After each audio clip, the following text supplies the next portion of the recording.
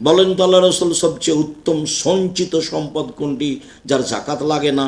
তখন রাসূল সাল্লাল্লাহু আলাইহি ওয়াসাল্লাম বলছেন, শোনো, আফজালুল মাল, সবচেয়ে উত্তম সম্পদ, সঞ্চিত সম্পদ যার জাকাত লাগে না তা হচ্ছে লেসানুন যাকির, ওই জিহ্বা, যে জিহ্বা আল্লাহকে ডাকে, ওই জিহ্বা যে তাসবিহ তাহলিল জিকির আজকার করে।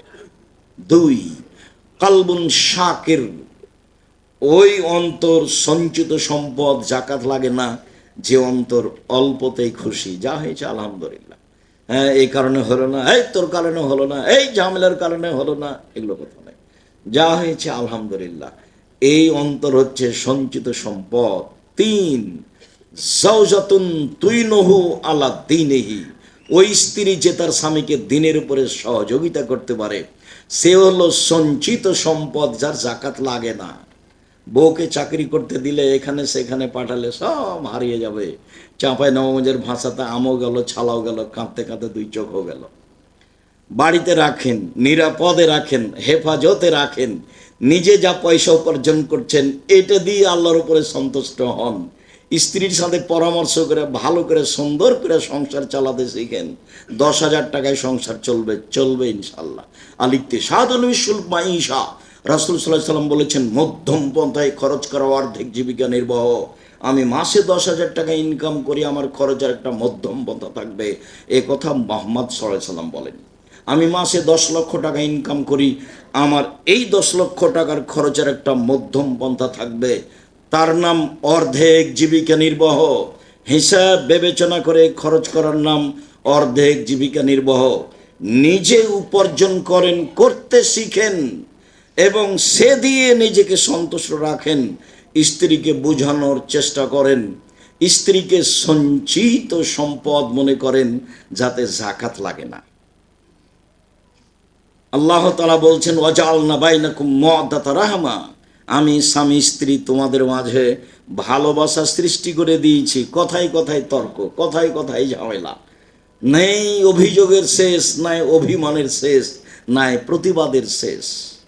যখন অভিযোগের শেষ থাকে না, প্রতিবাদের শেষ থাকে না, তখন শয়তান খালি সারা রাত তাকে বলে, আরো অভিযোগ কর, আরো অভিযোগ কর, আরো প্রতিবাদ কর, কর, একবারে বলবে যে তোর শান্তি থাকবো না, যা।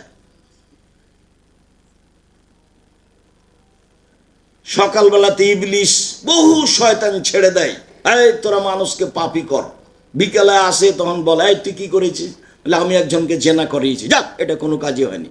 এই তুই কি করেছিস? আমি একজনকে সালাত আদায় করতে দিই না, এটা কোনো কাজ হয়নি। এই তুই কি করেছিস? আমি একটা মানুষকে হত্যা করেছি, এটাও কোনো কাজ হয়নি। এই তুই কি করেছিস? আমি স্বামী স্ত্রীর মধ্যে গন্ডগোল লাগিয়ে দিয়েছি। যেমন বলে গন্ডগোল লাগিয়ে দিয়েছি, তেমনি ইবলিশ তার চেয়ার থেকে উঠে লাফ দিয়ে উঠে সেই শয়তানকে বুকে জড়িয়ে ধরে বলে, তুই একটা কাজ করেছিস। এই কথা মুহাম্মদ সাল্লাল্লাহু আলাইহি ওয়াসাল্লাম বলেন। তো এমন ভাবে রাখবেন যার কোনো আপত্তি নাই, অভিযোগ নাই, অভিমান নাই, কিছু নাই, কোনো পথই নাই। ভাবতে দিবেন কম, না হলেও বলবে আগে ইস্টাবলিশড হতে হবে, ইস্টাবলিশড হতে হবে। তার মানে সবই গেছে। যেভাবে রাসূল বলেছেন সেভাবে রাখেন। যে মানের তুমি খাও সে মানের খাওয়াবা, তুমি যে মানের পরো সে মানের পরাবা। তুমি তাকে কটু কথা বলবা না, তুমি তার মুখে মারবা না, তুমি তাকে তোমার বাড়ি ছাড়া কোথাও যেতে দিবা না, কোথাও থাকতে দিবা না। তা আপনার চোখের সামনে ভ্যানিটি ব্যাগ নিয়ে বাজারে চলে যায়। আচ্ছা, এরকম বাজারে যদি মহিলা মানুষ আসে, তো আর ব্যাগের শেষে দেখবেন একটা টাকাও নাই, মানে তো বুদ্ধি কম, যা আছে সব নিয়ে যাবে। তো ও কেন বাজারে?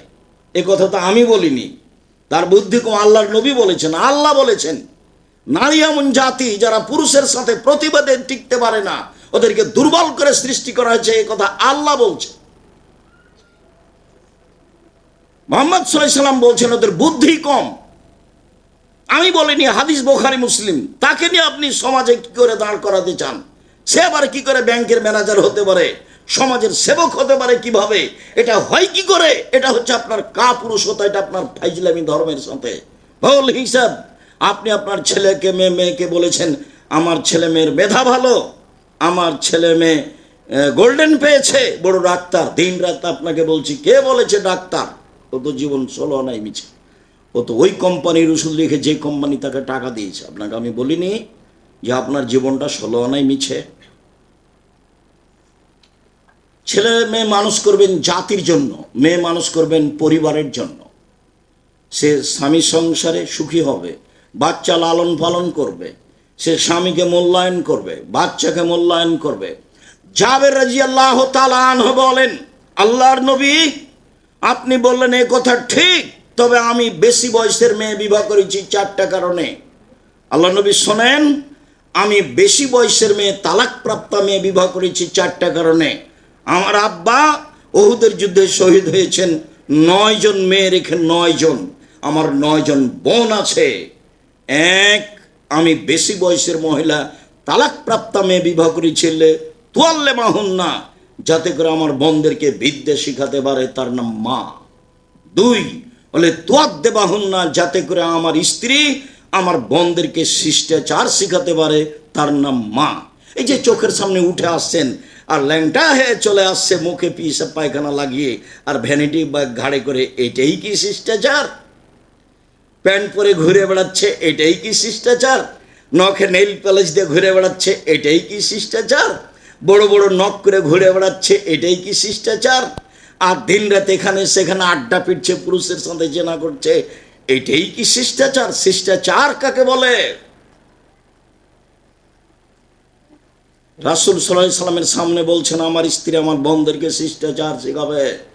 বলে তুরাজ্জালাহুন্না, আমার স্ত্রী আমার বোনদেরকে পরিপাটি করে সাজগোজ করে গোছিয়ে রাখবে, মাথায় চিরুনি দিয়ে।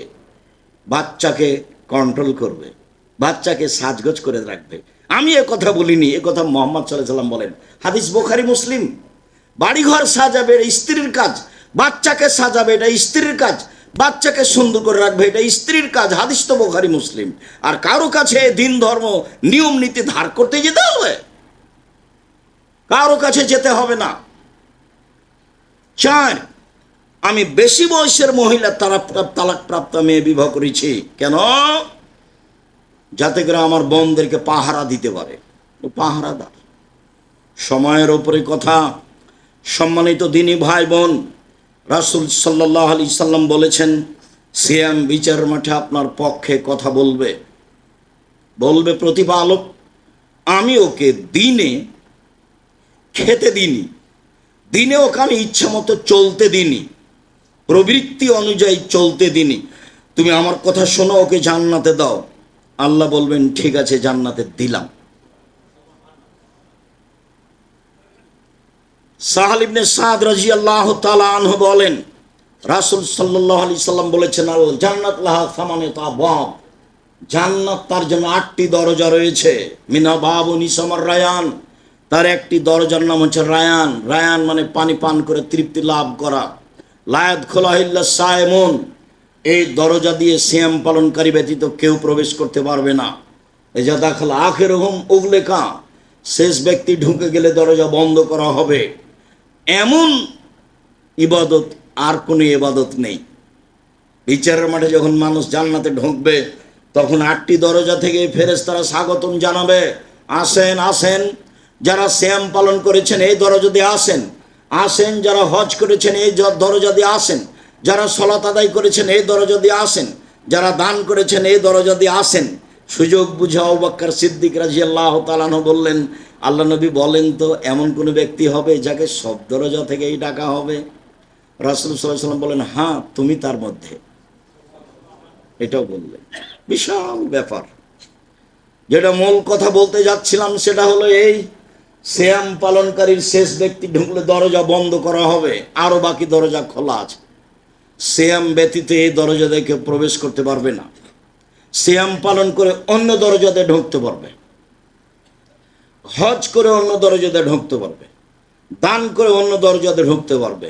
কিন্তু এই দরজা শুধু কাদের জন্য খাস? সিয়াম পালন করে। এ আসলেই ভিন্ন ধরনের ইবাদত। উমামা বাহিলি রাদিয়াল্লাহু তাআলা আনহু বলেন, রাসূল সাল্লাল্লাহু আলাইহি সাল্লামকে একদা তিনি বললেন, আল্লাহর নবী মুরনি বিআমালিন আমেলতুহু, আল্লাহর নবী আমাকে একটা আমলের কথা বলেন তো, যাতে আমি জান্নাতে চলে যাব। তখন রাসূল সাল্লাল্লাহু আলাইহি সাল্লাম বললেন, ওমামা আলাইকা বিসসাম ফাইন্নাহু লা ঈদা লাহু, তুমি সিয়াম পালন করো। ইবাদতের জগতে সিয়ামের সমপর্যায়ের কোনো ইবাদত নেই। এইটা সিয়াম আর এইটা সলাত। যদি বলি সলাত সিয়ামের সমপর্যায়ের ইবাদত তাহলে ভুল হবে। এইটা সিয়াম আর এটা হলো হজ। যদি বলি যে হজ সিয়ামের সমপর্যায়ের ইবাদত তাহলে ভুল হবে। যদি এইটা দান আর এইটা হলো সিয়াম, যদি বলি দান সিয়ামের সমপর্যায়ের ইবাদত তাহলে ভুল হবে। কেন? মুহাম্মদ সাল্লাল্লাহু আলাইহি সাল্লাম বললেন সিয়ামের সমপর্যায়ের ইবাদত পৃথিবীতে নেই। আবার তিনি বলছেন আলাইকা বিসসাম, ও মামা তুমি সিয়াম পালন করো। ফাইন্নাহু লা মিসলা লাহু, সিয়াম এমন একটি ইবাদত যার মতো কোনো ইবাদত পৃথিবীতে নেই। এতক্ষণ ছিল সমপর্যায়ের, এবার বলছেন মতো, যার মতো কোনো ইবাদত নেই, তার নাম সিয়াম। সম্মানিত দিনী ভাই বোন, রাসূল সাল্লাল্লাহু আলাইহি সাল্লাম যা বলেন তাতে সিয়াম আসলে একটি ভিন্ন ধরনের ইবাদত, যা অন্য ইবাদতের সাথে মিল খায় না। আবু হুরায়রা রাদিয়াল্লাহু তাআলা আনহু বলেন, রাসূল সাল্লাল্লাহু আলাইহি সাল্লাম একদা বললেন, কুল্লু আমাল ইবনে আদম ইজাফুল হাসানাতু বিআশরি আমসালিহা ইলা সাবমিয়াতি যায়ফ।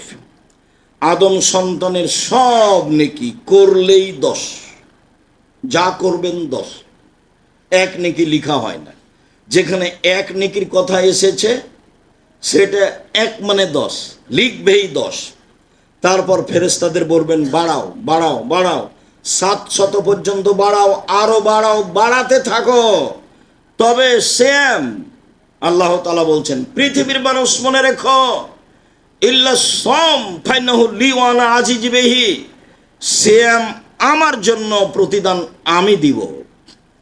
সিয়াম আমার জন্য প্রতিদান আমি দিব, এই কথা আল্লাহ তাআলা বলেন। আবার কারণ বলছেন,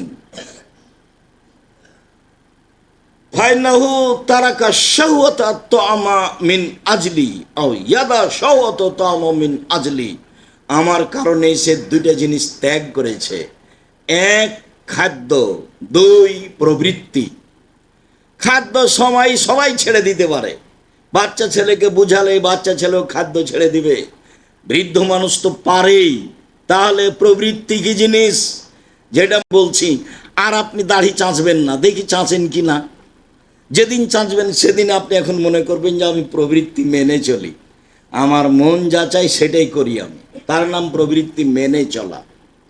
দেখি আপনার মিল খাই কিনা। আজকের পরে আর কোনদিন প্যান্টটা টাকানোর নিচে করবেন না। যদি করেন তাহলে আপনাকে বুঝতে হবে আমি প্রবৃত্তি মেনে চলি। আপনাকে বলি আর কোনোদিন দোকানপাটে বসে মানুষের বদনাম গীবত করবেন না। দেখি আর কোনোদিন বসেন নাকি। কতদিন বললাম আপনাকে দোকানে যাওয়ার পদ্ধতি, আসসালামু আলাইকুম, আহমদ লবণ আছে? জি আছে। মরিচ আছে? জি আছে। 1 কেজি লবণ দাও, 200 মরিচ দাও। টাকা দেওয়া হয়েছে, আসসালামু আলাইকুম, গেলাম। আপনি বসে ওখানে আড্ডা পিটছেন কেন? ওখানে ল্যাংটা মেয়ে নাচে। আমি আপনাকে আর কি বলি, পরে একটু বলতে চাচ্ছিলাম, বারবার আঘাত করছে। আমি 22শে ডিসেম্বর থেকে নিয়ে 11ই জানুয়ারি পর্যন্ত লন্ডনে থাকলাম। বিভিন্ন জায়গায় গেলাম, বিমানে গেলাম, গাড়িতে গেলাম, ট্রেনে গেলাম। কোথাও যে দুইজন মানুষ বসে গল্প করছে এটা চোখে পড়লো না। রাত 2টায় গেলাম, রাত 3টায় গেলাম, 4টায় গেলাম, ভোরে গেলাম, সন্ধ্যায় গেলাম। বিভিন্ন সময় আমি সফরে থাকলাম, গ্রাম দিয়ে হাঁটলাম, একবারে গ্রাম থেকে গ্রাম। কোথাও যে দুইজন বসে মানুষ গল্প করে না। আমি বিমানে থাকলাম 14 ঘন্টা, সিঙ্গাপুর এয়ারলাইন্স, সিঙ্গাপুর থেকে লন্ডনে গেল 14 ঘন্টায়। আমার ধারণায় ইহুদি খ্রিস্টান ছাড়া বিমানে আর কেউ ছিল না। 2-1জন পাকিস্তানি মানুষ থাকতে পারে, মানে আমি কয়েকবার হাঁটাহাঁটি করলাম, আমার নজরে পড়ে না।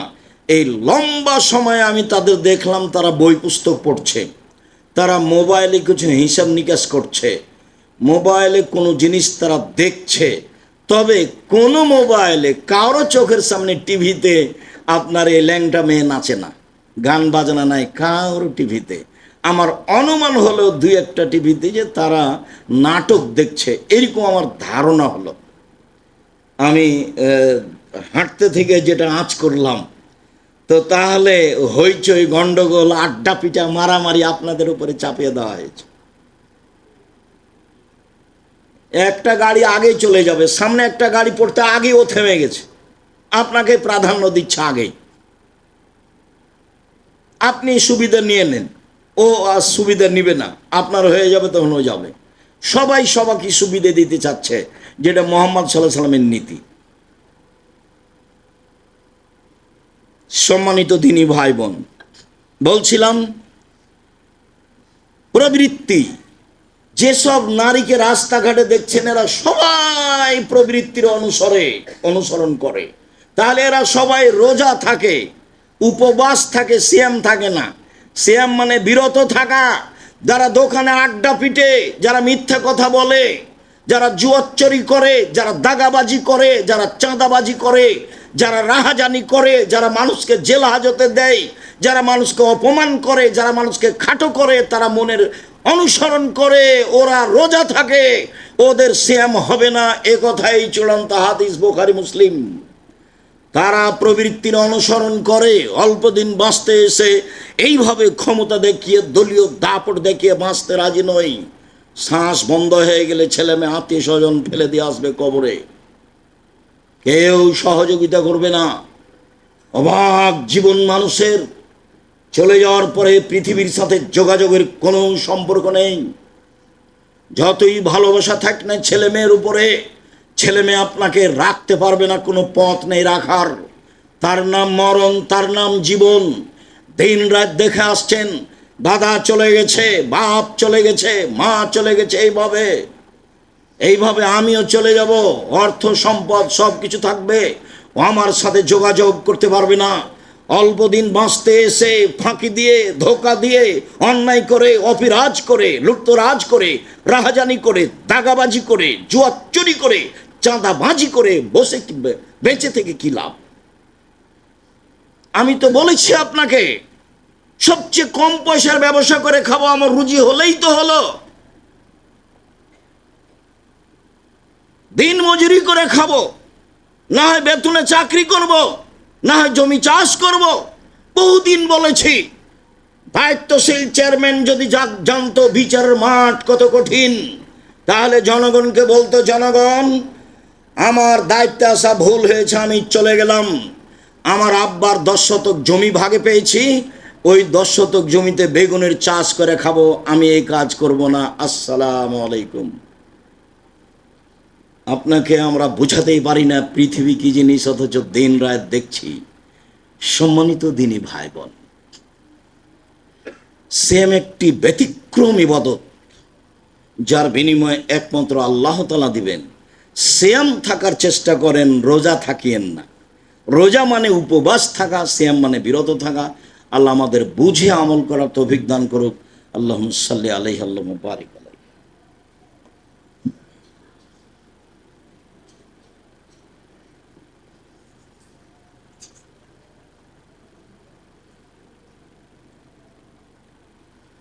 আলহামদুলিল্লাহি ওয়াহদা, ওয়াসসালাতু ওয়াসসালামু আলা মান লা নাবিয়্যা বা'দা।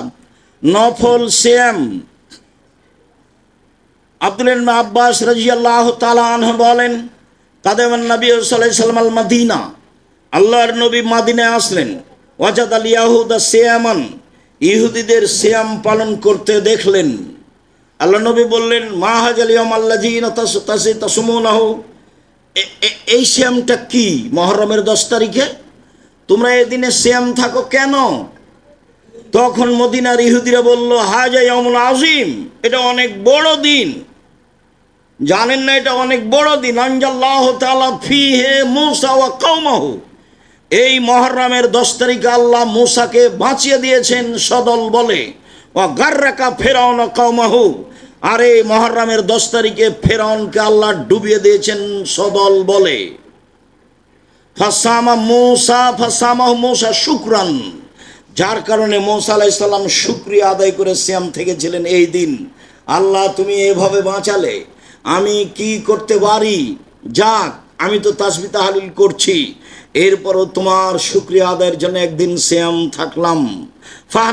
নাহনু নাসমুহু, কাজে আমরা ইহুদিরা এই দিনে সিয়াম পালন করি, মূসার অনুসরণ করো। তো তখন মুহাম্মদ সাল্লাল্লাহু আলাইহি সাল্লাম বললেন, শোনো, ইন্নানা আহাক্কু আউলা বে মূসা মিনকুম, মূসার সুন্নাত পালনে আমরাই বেশি হকদার তোমাদের চেয়ে, মূসার নিয়ম পালনে আমরাই বেশি অধিকারী তোমাদের চেয়ে। ফাসামা মুহাম্মদ সাল্লাল্লাহু আলাইহি সাল্লাম ও আমরা সিয়াম, তিনি সিয়াম থাকলেন এবং সাহাবীগণকে মুহররমের 10 তারিখে সিয়াম থাকতে বললেন। সিয়াম চালু হয়ে গেল। ইবনে আব্বাস রাদিয়াল্লাহু তাআলা আনহু বলেন, সাহাবীগণ বললেন, কেমন হয়ে গেল আল্লাহর রাসূল, আপনি দিন রে হাজে ইয়াউমুন আযীম, এটা হচ্ছে ইহুদিদের বড় দিন, আপনি দিন রাত বলছেন ওদের বিরোধিতা করতে হবে, ওদের বিরোধিতা করতে হবে। তো আপনি যখন তাদের দিন মেনে নিলেন তাহলে তো অনুকূলে হলো, বিরোধিতা কোথায় হলো? তখন রাসূল সাল্লাল্লাহু আলাইহি সাল্লাম বললেন, শোনো, লাইন বাকি তো সানাতাল কাবিলা, আমি যদি সামনে বছর বেঁচে থাকি, লা সুমান্না তাসিয়া, তাহলে মুহররমের 9 তারিখও সিয়াম থাকব। মুহররমের 9 তারিখ হবে বিরোধিতা আর 10 তারিখ হবে শুকরিয়া। যার কারণে মুহররমের সিয়াম দুটা হয়ে গেছে, দুটাই করতে হবে। 11 হাদিস ঠিক নয়, মুহররমের 2 দিন সিয়াম পালন করুন। হাফসা রাদিয়াল্লাহু তাআলা আনহা বলেন, রাসূল সাল্লাল্লাহু আলাইহি সাল্লাম 4টা কাজ জীবনে ছাড়তেন না। 1, সময়ামে আশুরা, মুহররমের 10 তারিখের সিয়াম। 2, ওয়াল আশরা, যুলহিজ্জার 1 থেকে 9 পর্যন্ত সিয়াম। 3, সালাসাতা ইয়ামিন মিন কুল্লি শাহরিন, প্রত্যেক মাসে 3টি। 4, রাকাতাইনে কাবলা ফাজরে, ফজরের পূর্বে 2 রাকাত সালাত কখনো ছাড়তেন না। বাড়িতে ও সফরে আল্লাহ নবী 4টা জিনিস কখনো ছাড়তেন না। 1, মুহররমের 10 তারিখের সিয়াম 9, 10। 3, যুলহিজ্জার 1 থেকে 9 পর্যন্ত সিয়াম। 2, 3, প্রতি মাসে 3 দিন। 4, ফজরের 2 রাকাত সুন্নাত। যদি মনে না থাকে তাহলে সময়ে মোবাইলে দেখে যন্ত্রের মাধ্যমে অবগত হয়ে যাবেন। আমিও আপনার সহযোগিতায় প্রস্তুত রয়েছে ইনশাআল্লাহ। সম্মানিত দিনী ভাই বোন, বলছিলাম মুহররমের সিয়াম। আবু হুরায়রা রাদিয়াল্লাহু তাআলা আনহু বলেন, রাসূল সাল্লাল্লাহু আলাইহি সাল্লাম বলেছেন, আফজালুস সিয়াম বাদা রমাজান শাহরুল্লাহিল মুহররম, রমাজানের পরে সবচেয়ে উত্তম সিয়াম হচ্ছে মুহররমের সিয়াম। আবু হুরায়রা রাদিয়াল্লাহু তাআলা আনহু বলেন, রাসূল সাল্লাল্লাহু আলাইহি সাল্লাম বলেছেন, সিয়ামু ইয়াউমে আশুরা আহতাসিবু আলাল্লাহি আইয়ুকাফিরা আসসানাতাল্লাতী কাবলাহু, আমি আশা করি মানুষ যদি মুহররমের 10 তারিখে সিয়াম থাকে তাহলে তার অতীতের 1 বছরের পাপ ক্ষমা হয়ে যাবে। মুহাম্মদ সাল্লাল্লাহু আলাইহি সাল্লাম বলেন, ওয়াহতাসিবু সিয়ামু ইয়াউমে আরাফা, আমি আশা করি মানুষ যদি আরাফার একদিন সিয়াম থাকে তাহলে আইয়ুকাফিরা সানাতাল্লাতী কাবলাহু ওয়া সানাতাল্লাতী বাদাহু, আগে পরে 2 বছরের পাপ ক্ষমা হবে। সম্মানিত দিনী ভাই বোন, বুঝছিলাম মুহররমের সিয়াম, অবগত হচ্ছিলাম আরাফার সিয়াম। আবু হুরায়রা রাদিয়াল্লাহু তাআলা আনহু বলেন, রাসূল সাল্লাল্লাহু আলাইহি সাল্লাম বলেছেন, মান সামা রমাজানা সুম্মা সামা সালাসাতা আইয়ামিন মিন কুল্লি শাহরিন কানা কাসিয়ামিদ দাহরি কুল্লিহি, কেউ যদি রমজান মাসে সিয়াম থাকে এবং প্রতি মাসে 13, 14, 15 3 দিন সিয়াম থাকে তাহলে তার সারা বছর সিয়াম পালনের নেকি হবে। উল্লেখ্য যে চন্দ্রের 13, 14, 15 হয় উত্তম, যা আগে থেকে জানি। উল্লেখ্য যে কারণবশত আগে পিছিয়ে হয়ে গেলে কোনো সমস্যা নেই, বুখারী মুসলিমের হাদিস। উল্লেখ্য যে মহিলারা ঋতু হওয়ার কারণে 13, 14, 15 থাকতে পারলো না, ওই চন্দ্রে যেদিন সুবিধা হবে সেদিন থাকলেই হবে। এটা হাদিস মুসলিম। তাহলে 13, 14, 15 ভালো, না পারলে মাসে যে কোনো একদিন হলেই হবে, সবই সহি হাদিস। বলছিলাম প্রতি মাসে 3 দিন সিয়াম। রাসূল সাল্লাল্লাহু আলাইহি সাল্লাম বলেন, ইবাদতের জগতে সবচেয়ে উত্তম হলো জুলহিজ্জার 1 থেকে নিয়ে 10 পর্যন্ত ইবাদত। যার কারণে আমরা বাছাই করেছি জুলহিজ্জার 1 থেকে নিয়ে 9 পর্যন্ত সিয়াম থাকবে সারা পৃথিবীর যারা যেখানে বসবাস করে তারা। তবে হাজিদের জন্য না হয় ভালো, বিশেষভাবে আরাফার দিন, সম্মানিত দিনী ভাই বোন, তারা অন্য দিনে থাকতে পারে, তাদের ইচ্ছে। তবে আরাফার দিন থাকা লাগবে না, রাসূল সাল্লাল্লাহু আলাইহি সাল্লাম ছিলেন না।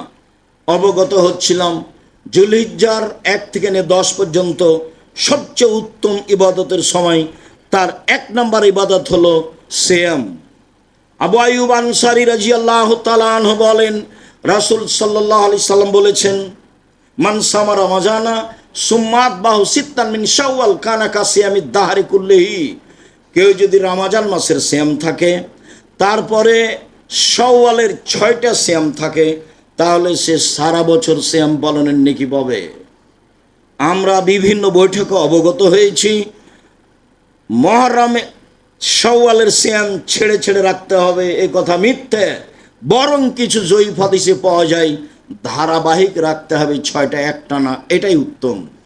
ঈদের পরের দিন থেকে আপনি 6টা রেখে নেবেন, যেদিনই রাখেন 6টা রাখবেন, ধারাবাহিক রাখার চেষ্টা করবেন শাওয়াল মাসে, তাহলে সারা বছর সিয়াম পালনের নেকি হবে। এবার চলেন বৃহস্পতিবার সোমবার সিয়াম। আয়েশা রাদিয়াল্লাহু তাআলা আনহা বলেন, কানান নবী সাল্লাল্লাহু আলাইহি ওয়াসাল্লাম ইয়াসুমু ইয়াওমাল ইসনাইন ওয়াল খামিস। আল্লাহর নবী সোমবারে সিয়াম থাকতেন, বৃহস্পতিবার সিয়াম থাকতেন নিয়মিত। আবু হুরায়রা রাদিয়াল্লাহু তাআলা আনহু বলেন, রাসূল সাল্লাল্লাহু আলাইহি সাল্লাম বলেছেন, তুরাজুল আমাল ইয়াওমাল খামিস ওয়াল ইসনাইন ওয়া আনা উহিব্বু ইউরাজা আমালি ওয়া আনা সাইম। পৃথিবীর মানুষ শুনে রেখো, মানুষের পাপ নেকি সোমবার এবং বৃহস্পতিবার আল্লাহর নিকটে পেশ করা হয়। পৃথিবীর মানুষ শুনে রেখো, মানুষের পাপ নেকি সোমবার এবং বৃহস্পতিবার আল্লাহর নিকটে পেশ করা হয়। আমি মুহাম্মদ সাল্লাল্লাহু আলাইহি সাল্লাম চাই আমার যখন রিপোর্ট পেশ করা হবে আল্লাহর কাছে, তখন আল্লাহ দেখুক যে আমি সিয়াম অবস্থায় আছি। তার মানে মুহাম্মদ সাল্লাল্লাহু আলাইহি সাল্লাম রিপোর্টটা দেখাতে চাইতেন সিয়াম অবস্থায়। তার মানে মুহাম্মদ সাল্লাল্লাহু আলাইহি সাল্লাম রিপোর্টটা দেখাতে চাইতেন সিয়াম অবস্থায়। মর্মে আমি আপনাকে আন্তরিকভাবে অনুরোধ জানাচ্ছি যে আপনি আমার দিনী ভাই, আপনি আমার দিনী বোন, প্রাণপণে চেষ্টা করুন বৃহস্পতিবার সোমবার সিয়াম থাকার। পারলে সাহারি খাবেন, না পারলে না খাবেন। সাহারি ভালো, কিন্তু খেতেই হবে এমন কথা নয়। বৃহস্পতিবার সোমবার সিয়াম পালন করুন, অন্তত রিপোর্ট ধরার আশায়। আল্লাহ দেখুক সিয়াম অবস্থায় রিপোর্টটা, এমনি খুশি হয়ে যাবে। যেগুলো মন্দ আছে সেগুলো সব কেটে দিবেন খুশি এই জন্য। ওসামা ইবনে যায়েদ বলেন, কুলতু, আমি বললাম, ইয়া রাসূলুল্লাহ, লাম আরাকা তাসুমিন শাহরি মিনাশ শুহুরে মা তাসুমু শাবানা। আল্লাহর নবী, আপনাকে শাবান মাসে যত সিয়াম পালন করতে দেখি, আর কোনো মাসে তত সিয়াম পালন করতে দেখি না কেন? আপনি শাবান মাসে এত এত বেশি সিয়াম থাকেন কেন? এটা জিজ্ঞাসা মনে থাকে যেন। আল্লাহর নবী, আপনি শাবান মাসে এত বেশি সিয়াম থাকেন কেন? তখন আল্লাহ রাসূল বলছেন, শোনো, শাবান মানে রজব ও রমজান, শাবান একটি মাস, রজব ও রমজানের মাঝে। 27শে রজব সিয়াম থাকলে পাপ হয়েছে, 27শে রজব মেরাজ দিবস হিসাবে রোজা থাকলে পাপ হয়েছে, এটা বিদআত। এ ব্যাপারে কোনো হাদিস নেই। জাল ও বানাওয়াট হাদিসের উপরে জনগণ চলে। এক শ্রেণীর মহিলা বৈঠকে বলছে, বুবু তুমি 27শে রজবে রোজা থাকো, এই দিন মেরাজ হয়েছে, তাতে কি হবে? রাসূল সাল্লাল্লাহু আলাইহি ওয়াসাল্লাম রাখেননি, রাখতে বলেননি। যা আছে তা মানুষের বানানো কথা। অতএব 27 রজবে রোজা থাকলে পাপ হবেই হবে, তার নাম বিদাত। শেষে আর ইবাদত কবুল হবে না যতদিন তওবা না করবে এবং এই পাপ থেকে ফিরে না আসবে। পক্ষান্তরে রাসূল সাল্লাল্লাহু আলাইহি সাল্লাম বললেন, রজব এবং রামাজানের মাঝে একটি গুরুত্বপূর্ণ মাস শাবান। এক ফলন না আসানো মানুষ তা থেকে বেখিয়াল থাকে। পৃথিবীর মানুষ শুনে রেখো, তুরাজুল আমল ইলা রাব্বিল আলামিন, বাৎসরিক রিপোর্ট পেশ করা হয় শাবান মাসে। দুনিয়ার মানুষ শুনে রাখুন, পৃথিবীতে মানুষের পাপ নেকি বছরে একটাই মাসে পেশ করা হয়, তা হলো শাবান মাস। তাহলে সাপ্তাহিক রিপোর্ট বৃহস্পতিবার সোমবার আল্লাহ রাসূল স্পষ্ট করেছেন, রেখে গেছেন। আর রাসূল সাল্লাল্লাহু আলাইহি সাল্লাম বলেছেন বাৎসরিক রিপোর্ট পেশ করা হয় শাবান মাসে। তিনি দিন নির্ধারণ করেননি, তিনি রিপোর্ট ধরার জন্য বেশি বেশি সিয়াম থাকতেন। কিভাবে ভারত বাংলাদেশ পাকিস্তানের আলে ওলামা জেনে এলো সেদিন 15ই শাবান। তাই তারা কলকারখানা, অফিস আদালত, কোর্ট কাছারি, শিক্ষা প্রতিষ্ঠান বন্ধ করে রাতে গোসল করে দিনে সিয়াম থাকছে। একবারে নগদ মিথ্যা, ডাহা মিথ্যা। এখান থেকে ফিরে আসতেই হবে, যে কোনো মূল্যে ফিরে আসতে হবে। শাবান, 15ই শাবানে যা হাদিস আছে সব জাল। 15ই হাদিসের মানুষের রুজি বন্টন, 15ই শাবানে মানুষের রুজি বন্টন হবে কেন? আল্লাহ বলছেন লাইলাতুল কাদরে রুজি বন্টন হয়, আল্লাহর নবী বলছেন লাইলাতুল কাদরে রুজি বন্টন হয়। কিভাবে সেটা 15ই শাবান হয়ে গেল? হয় কি করে? জাল হাদিসের দাপটে হলো, দলীয় দাপটে মানুষ জেলে গেছে, নিজেই জানে না আমি কেন জেলে। জজ জানে না ঘটনা কি, উকিল জানে না ঘটনা কি, সাক্ষী জানে না ঘটনা কি। সাক্ষীকে 1 লক্ষ টাকা দিয়েছে, বলেছে জজের সামনে তুই বলবি আমি 2 চোখে মারতে দেখেছি। তো সেদিন ছিল না যার নাম বলছে। ঠিক এইটা যেমন এই জাল হাদিসের সিয়ামও তেমন। রাসূল সাল্লাল্লাহু আলাইহি সাল্লাম বেশি বেশি সিয়াম থাকতেন রিপোর্ট ধরার জন্য। আয়েশা রাদিয়াল্লাহু তাআলা আনহা বলেন, কানা নবী সাল্লাল্লাহু আলাইহি ওয়াসাল্লাম ইয়াসুমু শাবানা কুল্লাহু, আল্লাহর নবী পুরো শাবান সিয়াম থাকতেন। উম্মু সালমা রাদিয়াল্লাহু তাআলা আনহা বলেন, লা ইয়াসুমু শাহরাইনি মুতাতাবিআইনি ইল্লা শাবান রমাজান, আল্লাহর নবী পরস্পর 2 মাস সিয়াম থাকতেন না, তবে শাবান রমাজান। উম্মু সালমা রাদিয়াল্লাহু তাআলা আনহা বলেন, রাসূল সাল্লাল্লাহু আলাইহি সাল্লাম পরস্পর 2 মাস সিয়াম থাকতেন না, তবে শাবান ও রমাজান, মানে বেশি বেশি সিয়াম থাকতেন শাবান মাসে রিপোর্ট ধরার জন্য। আশা যে অবশ্যই কথাটি বুঝেছেন যে আমাদেরকে নফল সিয়াম পালন করতে হবে, একটি গুরুত্বপূর্ণ ইবাদত, এবং শাবান মাসে বেশি বেশি সিয়াম পালন করতে হবে, যেটা আজকের খুতবার মূল কথা। আজকের খুতবার মূল কথা আমি আপনাকে অনুরোধ জানাচ্ছি, আজ থেকেই সিয়াম শুরু করুন, আগামীকাল থেকে আরম্ভ করুন। একটানা রাখেন কিছু 15-20টা, যা সহজ হয়। আর 1 তারিখ থেকে থাকলে 15 পর্যন্ত রাখেন, 15 পর্যন্ত একটা হাদিস পাওয়া যায়। অনুরোধ করে বলছি, আপনার জন্য ভালো হবে। ইবাদতের জগতে একেবারেই ব্যতিক্রম ইবাদত, যার বিনিময়ে আল্লাহ দিবেন। যতদিন বেঁচে আছেন ততদিন সুযোগ আছে, মারা গেলেও কি সুযোগ থাকবে? কারও নেই, কোনো দিন থাকে না। কে কি করবে তা একটু বাস্তব সমাজের অবস্থা দেখে বুঝতে পারছেন। চলে গেলে সব পথ বন্ধ হয়ে যাবে। আমি আপনি তো এটাকে বিশ্বাস করি যে মরলে বিচার হবে, এটুকু তো আমরা বিশ্বাস করি। আল্লাহ আছে, এটা তো বিশ্বাস করি। মানুষকে কবরে রেখে আসছে, কবরে শাস্তি হয়, এটা তো আমরা বিশ্বাস করি। না দেখে মেনে নিয়েছি, তারই নাম ঈমান। তা আমরা তো এইভাবে বিশ্বাসী, তাহলে আমরা একটু চেষ্টা করি না? যারা বলছে কিছুই না, তারা চুপচাপ থাকতে পারে, কিন্তু আমি আর আপনি তো এভাবে বিশ্বাস করি না। আমরা তো একবারে অন্তর থেকে বিশ্বাস করি যে আল্লাহ একজন আছেন, তার কোনো শরিক নাই। মানুষের জীবন আছে, মানুষের মরণ আছে, মানুষের কবর আছে, মানুষের জাহান্নাম আছে, মানুষের জান্নাত আছে, বিচারের মাঠ আছে। এগুলো তো আমরা বিশ্বাস করি, এতে আমাদের সন্দেহ নেই। যেহেতু সন্দেহ নেই, কাজে একটু চেষ্টা করি, এটা আমার আন্তরিক অনুরোধ। সম্মানিত দিনী ভাই বোন, এরপরে কয়েকটি জরুরি কথা আপনাদের সাথে।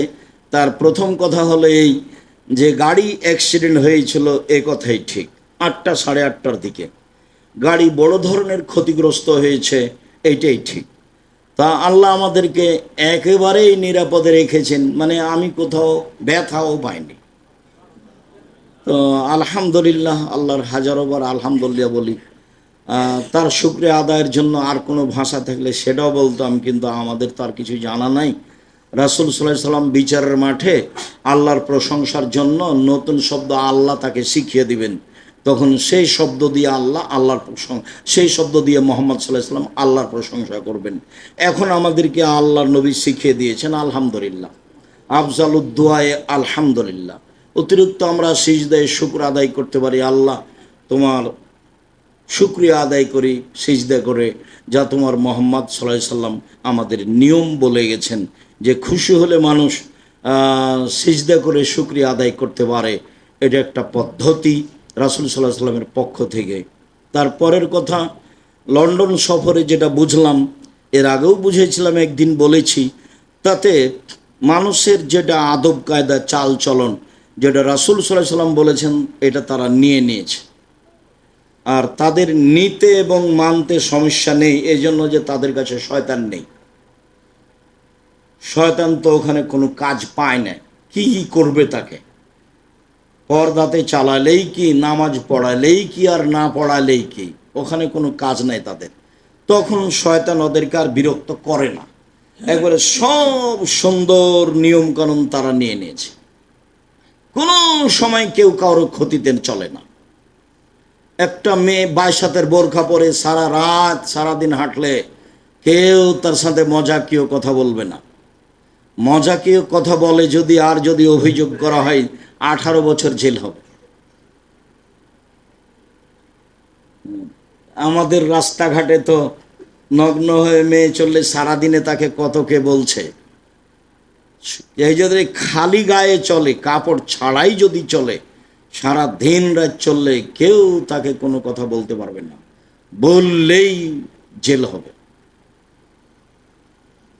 সব নিয়ম রাসূল সাল্লাল্লাহু আলাইহি সাল্লাম বলেছেন, একেবারে মদিনা থেকে পায়ে হেঁটে একজন মহিলা চলে যাবে সিরিয়া, কেউ তাকে রাস্তায় বাধা দেবে না, এমন একদিন চলে আসবে। এই নিয়মটা তো মুসলমানের আসা উচিত, এটা ওরা নিয়ে নিয়েছে। কাপড় ছাড়াই চললে কেউ তাকে কিছু বলে না, সবাই নিজের মতো চলে। তো প্রয়োজন ছিল আদর্শ আমাদের গ্রহণ করা, শিষ্টাচার আমাদের গ্রহণ করা। শয়তান আমাদেরকে বিরক্ত করছে, আর ওরাও শয়তানের সাথে সাথ দিয়ে সব সমস্যা আমাদের উপরে চাপিয়ে দিচ্ছে, যেগুলো থেকে বেঁচে থাকা আমাদের খুবই জরুরি, যদিও খুবই জটিল। বেঁচে থাকা খুবই মুশকিল। সুদ হোক, অন্যায় হোক, নির্বাচন হোক, যত কিছু আছে, মোবাইল হোক, এইটাই কি আর কম ফেতনা? মোবাইলই কি কম ফেতনা? টিভি কি কম ফেতনা? দিন রাত ল্যাংটামে আপনার সামনে নাচছে, আপনিও তো মানুষ। আপনার হাতে মোবাইল আছে, দেখলে আপনার অন্তর পরিবর্তন হবে, এত বড় মোবাইলে না জানি কি আছে। তখন ওই হেডলাইন লিখাই হলো, অবিবাহিত ছেলে মেয়ের পড়া নিষেধ, অবিবাহিত ছেলে মেয়ের পড়া নিষেধ। ওই মোবাইল দেখলেই মনে হবে দেখি এতে কি আছে, যেটাতে আপনি ভালো বিশ্বাসী। আমি তো ব্যবহার করতে জানি না, কাজে আমি অত বিশ্বাস করতেও পারি না, আমি খালি শুনেই বলছি। আপনি ব্যবহারও করতে পারেন, আপনি ফাংশনও বুঝেন, বিপদে পড়েছেন, আল্লাহ দয়া করো, আল্লাহ তুমি সর্বশক্তিমান, সব তুমি কিছু করতে পারো। শেষের কথা, আপনার খুব ভালো জানা আছে যে আমাদের এই দাওয়া সেন্টার ভাড়া নেওয়া আছে। আমি না থাকলে একটু দান খারাত করা ভুলে যান মনে হয়, তো অনেক টাকা লাগে। তো সে যেটাই হোক, দান তো ভিন্ন ধরনের ইবাদত, অনেক শক্তিশালী। আপনাকে আমি অনুরোধ করি, যখনই দাওয়া সেন্টারে আসবেন, তখন 200 টাকা, 500 টাকা, 50 টাকা হাতে করে আসবেন। এক সপ্তাহ যাবৎ ভাববেন জামিয়া সালাফে 10টা টাকা, 50 টাকা দিব। আপনাকে আমি বলছি, আমার একেবারেই সন্দেহ নাই, সরিষা সমপরিমাণ সন্দেহ নাই। আমি আব্দুর রাজ্জাক বিন ইউসুফ, আমার অন্তর বলে না কোনো সময় যে এক পদক্ষেপ আমি আমার নিজের স্বার্থে চলি, এটা আমার অন্তর কোনো সময় বলে না। এবং আমার বলে না অন্তর কোনো সময় যে আমি ধর্মের নামে জাতিকে ফাঁকি দিয়েছি, বরং আমার উল্টা এটাই অন্তরে জাগছে সব সময়, ইবাদত করে যদি আমি বিচারের মাঠে টিকতে না পারি, তা আপনি যে ইবাদত করছেন সেটার আমি অংশ পাবই পাবো ইনশাল্লাহ। সেটা দিয়ে আমি টিকে যাব ইনশাল্লাহ, এটা আমার দৃঢ়তা কাজ করে। মানে আমার এই দীর্ঘ লম্বা জীবনে 37 বছরে আমি ধর্মের বিপরীত বা স্বার্থে কোনো কথা বলিনি। চূড়ান্ত সঠিক ধর্ম ছাড়া যতক্ষণ পর্যন্ত আমি না বুঝেছি এটা চূড়ান্ত নয়, ততক্ষণ পর্যন্ত আমি বলার চেষ্টা করি না। মর্মে আপনাকে আমি বলছি, সত্য সত্যই এদেশে কোরআন হাদিস শিক্ষার একটা বিশাল মাধ্যম জামিয়া সালাফিয়া, বিশাল মাধ্যম, বিশাল বড় তার এরিয়া ক্ষেত্র, বিশাল তার ব্যবস্থাপনা, যেখানে শিরক নাই, বিদাত নেই, দল নেই, সংগঠন নেই, হিংসা নেই। আপনি এর কোনো চিহ্ন দেখতে পাবেন না, চিহ্ন থাকলেও থাকতে পারবে না ওখানে। তার নাম জামিয়া সালাফিয়া। আপনি 1 সপ্তাহ চেষ্টা করবেন 200টা টাকা হাতে করে যাওয়ার, 50টা টাকা হাতে করে যাওয়ার। আপনি আমার দিনী ভাই, আমি আপনাকে, আপনার জন্য আমি মন খুলে আল্লাহকে বলি, যখন আমার বলার সময় আসে তখন বলি, আল্লাহ মানুষের দাবি দেওয়া তুমি পূর্ণ করে দাও। আর জামিয়া সালাফিকে যারা সহযোগিতা করেছে তোমাকে ভালোবেসে, তুমি তার প্রতিদান তুমি দিয়ে দাও। আমি সাধারণ মানুষ, আমি আর কি করতে পারি? তুমি দিয়ে দাও, তুমি পারো, তুমি সর্বশক্তিমান, তোমাকে আমি এভাবে বিশ্বাস করি। আমি আপনারটা বলতে থাকি। এখন আপনি আপনারটা কত দূর করেন সেটা আপনার বুঝ। আপনি ক্ষতিগ্রস্ত হন, এইটা আমি আপনার দিনী ভাই হিসাবে আমি আব্দুর রাজ্জাক বিন ইউসুফ চাই না।